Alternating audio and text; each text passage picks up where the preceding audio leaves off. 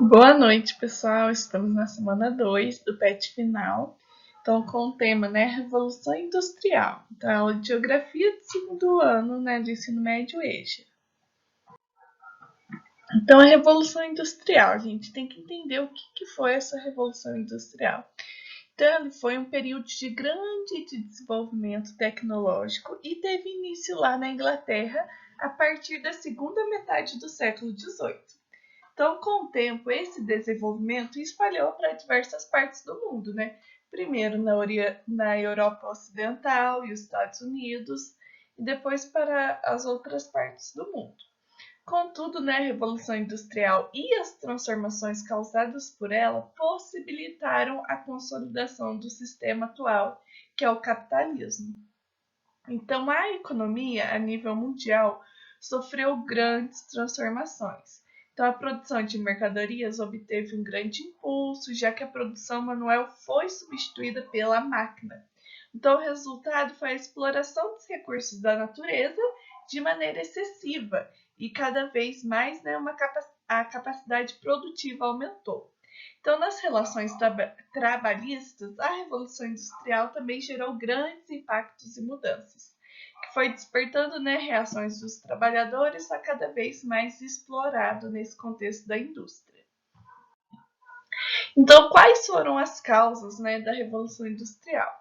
Então, a expansão do comércio internacional no século XVI e XVII trouxe um grande aumento de riqueza para a burguesia.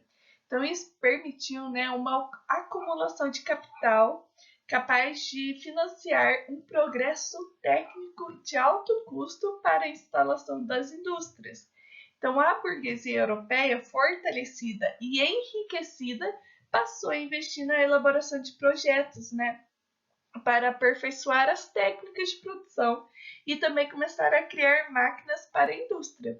Então, logo a gente verifica uma maior produtividade e aumento também dos lucros quando se empregava a máquina em grande escala.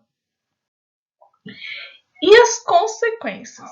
Então, ao longo do caminho de descobertas, invenções, foi uma forma de distanciar os países entre si no que diz respeito do poder econômico e político. Então, nem todos se industrializaram ao mesmo tempo, permanecendo assim a condição de fornecedores de matéria-prima e de produtos agrícolas para os países que já eram industrializados. Então, essas diferenças marcam até hoje as nações do mundo, que são divididas entre países desenvolvidos e em desenvolvimento ou subdesenvolvidos, Então, a maneira de medir um país é avançado ou não a partir, avaliando qual é o grau dessa industrialização. Então, essa foi uma das grandes consequências da Revolução Industrial. Então, como que foi, Então, a primeira Revolução Industrial, a primeira fase da Revolução Industrial, ela responde na eclosão do século XVIII, limitada à Europa Ocidental e tendo a Inglaterra como precursora. Então, ela foi a primeira. E ela representa um conjunto de mudanças no setor econômico e no setor social, o que possibilitou uma evolução tecnológica. Então, esses avanços contribuíram para consolidar uma nova forma de produção e deu início a uma nova fase da realidade industrial, que foi estabelecendo um novo padrão de consumo da sociedade, com novas relações de trabalho. Então, a primeira revolução industrial possui um marco de substituição da manufatura pela maquinofatura, ou seja, substituição do trabalho humano para a introdução das máquinas, que era capaz de realizar o trabalho que esse humano sabia fazer, e com mais precisão e um menor tempo. Então, além do baixo salário, os trabalhadores eram obrigados a lidar com uma carga de trabalho exuberante, muito grande. Então, nas indústrias inglesas do período da Revolução Industrial, a jornada do trabalho costumava ser até 16 horas, com apenas 30 minutos de pausa para o almoço. Então, os trabalhadores não aguentavam essa jornada, e era substituídos por outros. Então, você não dá conta, então vem outro que dá conta. Então, não havia nenhum tipo de segurança para os trabalhadores e eram constantemente acidentados. Então, tinha muitos acidentes. O acidente mais comum era quando o trabalhador tinha, né, seus dedos presos nas máquinas e muitos os perdiam. Então, os trabalhadores que se afastaram por problemas de saúde poderiam ser demitidos e não recebiam esse salário. Só eram pagos funcionários que trabalhavam efetivamente. Então, pode ver que as condições trabalhistas nessa época eram absurdas. Então, nesse período, houve a expansão do comércio e a mecanização possibilitou uma maior produtividade. Então, o aumento dos lucros. As indústrias, então, né, se expandiam cada vez mais, criando, então, um cenário de progresso jamais visto, né? Então, as principais invenções desse período, né, contribuíram para um melhor escoamento da matéria-prima utilizada nas indústrias e também favorecendo, né, o deslocamento dos consumidores e dos bens produzidos. Então, os principais avanços tecnológicos conhecidos nessa fase são o uso do carvão como fonte de energia para a máquina a vapor, desenvolvimento de uma máquina a vapor e criação da locomotiva, invenção do telégrafo, aparecimento de indústrias têxteis como a do algodão e a ampliação, né, das indústrias siderúrgicas.